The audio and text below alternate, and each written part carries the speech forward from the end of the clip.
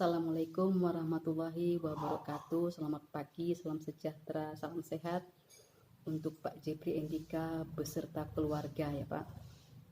Saya Suster Florentina, NIM saya 201810200034. Saya mau mencoba Pak untuk mempresentasikan dampak COVID-19 terhadap inflasi. Baik, COVID-19 akan saya bacakan saja dulu. Adalah suatu penyakit yang menular yang disebabkan oleh virus. Salah satu jenis virus penyakit ini mengakibatkan pandemi coronavirus. Penderita COVID-19 dapat mengalami demam, batuk kering, sakit tenggorokan, kesulitan bernafas. Sakit tenggorokan, pilek atau bersin-bersin lebih jarang ditemukan pada penderita yang paling rentan. Penyakit ini dapat berujung pada pneumonia.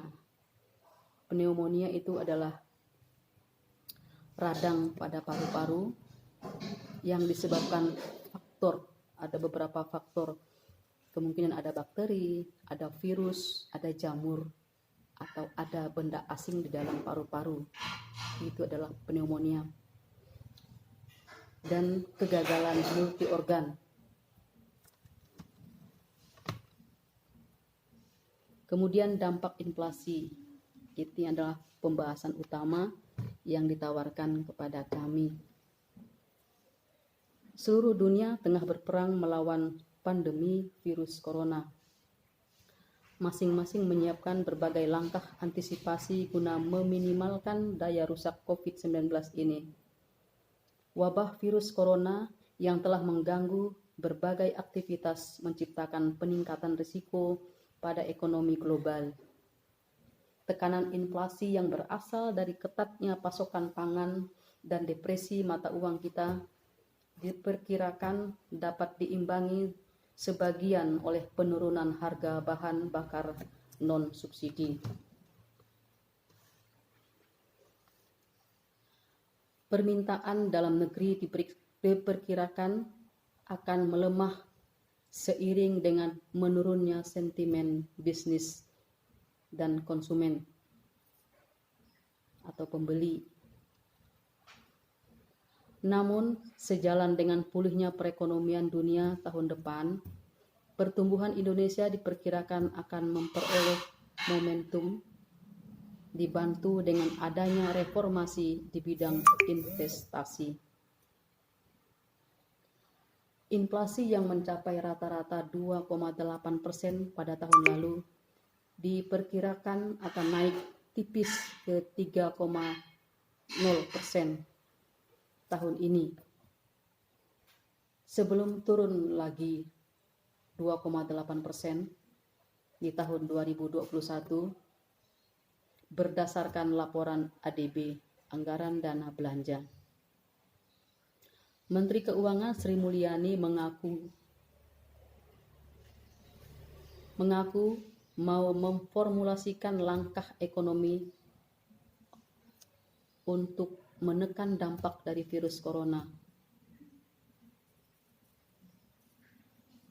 Meski demikian, secara eksternal, risiko terhadap proyeksi perekonomian Indonesia untuk tahun 2020 dan 2021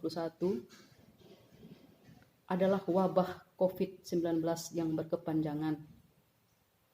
Penurunan harga komoditas lebih lanjut, serta meningkatnya gejolak pasar keuangan. Dari sisi dalam negeri, proyeksi ini juga bergantung pada seberapa cepat dan efektif penyebaran wabah dapat teratasi. Karena keterbatasan sistem kesehatan dan kesulitan dalam menerapkan pembatasan sosial, kita memperburuk dampak pandemi terhadap ekonomi. Untuk itu, pemerintah supaya virus ini tidak semakin berkembang, maka pemerintah mengambil kebijakan-kebijakan Yang pertama pernah saya ingat adalah distancing, jaga jarak.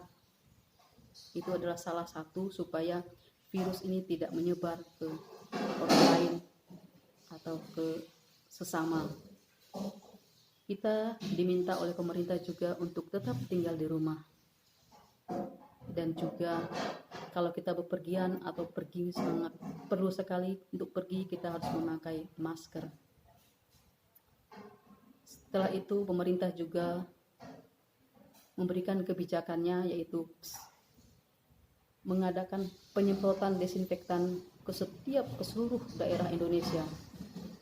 Itu sudah dilakukan beberapa hari kemarin, dan mungkin saat ini juga masih di lingkungan kami, di wilayah saya di sini juga masih itu artinya supaya virus ini tidak merajalela dan inflasi juga perekonomian Indonesia pelan-pelan bisa teratasi, karena virus akan dilawan oleh bersama-sama.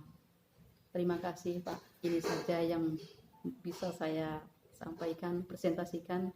Semoga ya inilah yang saya bisa Pak. Terima kasih. Wassalamualaikum warahmatullahi wabarakatuh. Selamat pagi, salam sejahtera, salam sehat. Terima kasih Pak Jepri, maaf.